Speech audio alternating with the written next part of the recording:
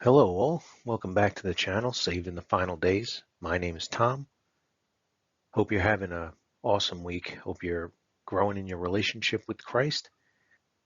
Hope you're in His Word daily and in prayer and communicating with the Holy Spirit as He works to lead you in the ways of righteousness.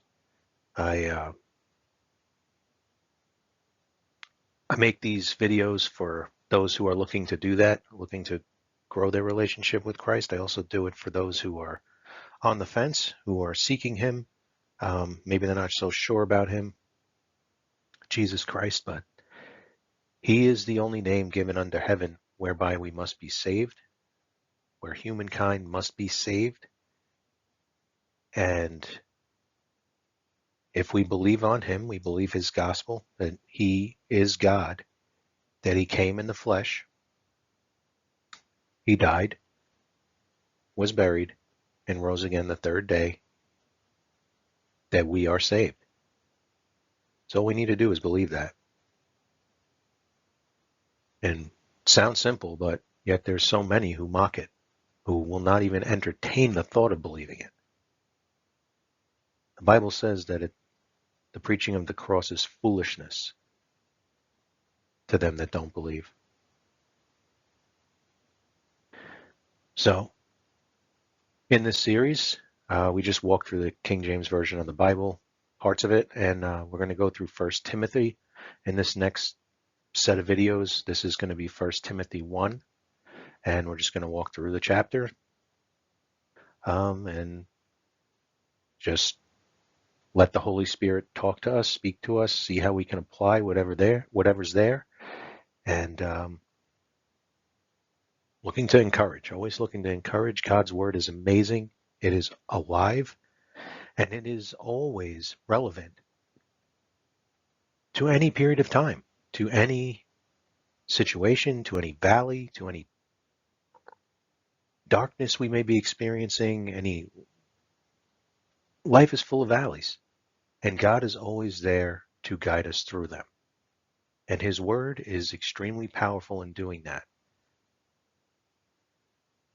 Hopefully, we can learn to have more confidence in His word. I know it's hard sometimes. Satan works very hard to distract us, to get us to doubt. He's been doing it ever since the garden with Eve, caused her to doubt God's word. I hope you're blessed by this. Thank you for stopping by. Let's get into it.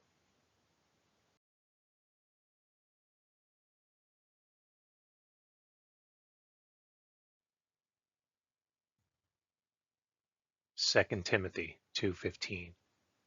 Study to show thyself approved unto God, a workman that needeth not to be ashamed, rightly dividing the word of truth.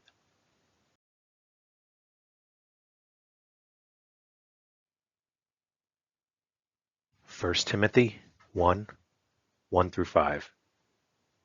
Paul, an apostle of Jesus Christ, by the commandment of God our Savior, and Lord Jesus Christ, which is our hope, unto Timothy, my own son in the faith, grace, mercy, and peace from God our Father and Jesus Christ our Lord.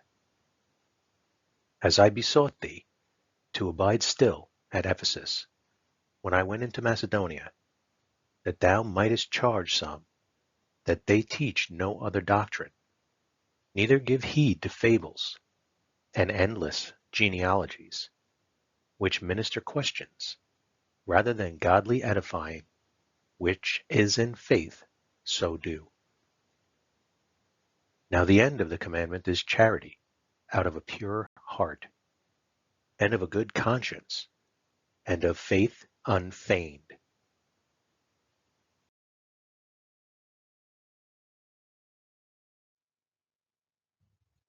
Verses 6 through 10.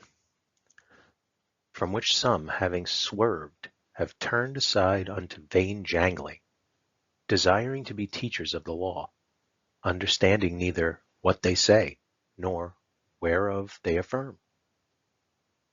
But we know that the law is good, if a man use it lawfully, knowing this, that the law is not made for a righteous man, but for the lawless and disobedient, for the ungodly and for sinners, for unholy and profane, for murderers of fathers and murderers of mothers, for manslayers, for whoremongers, for them that defile themselves with mankind, for men stealers, for liars, for perjured persons, and if there be any other thing that is contrary to sound doctrine.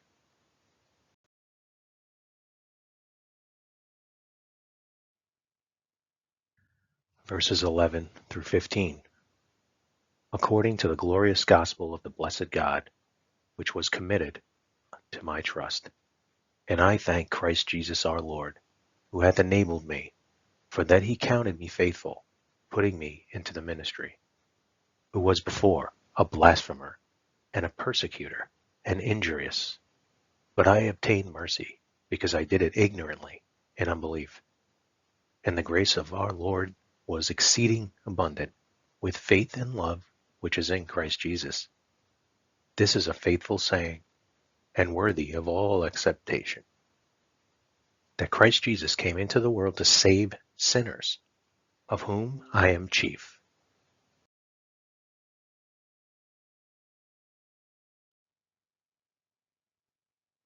Verses 16 through 20.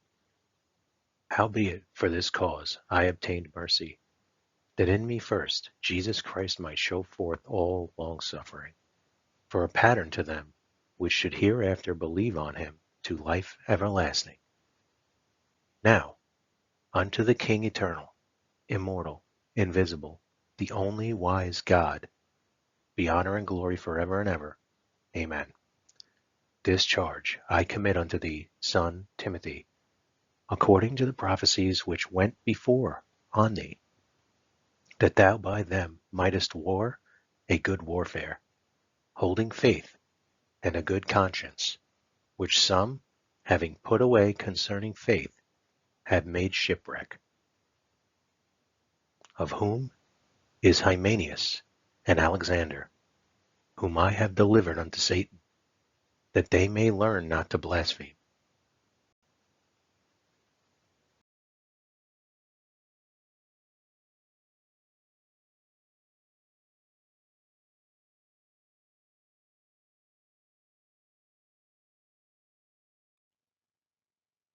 Behold, I come quickly. Hold that fast which thou hast, that no man take thy crown.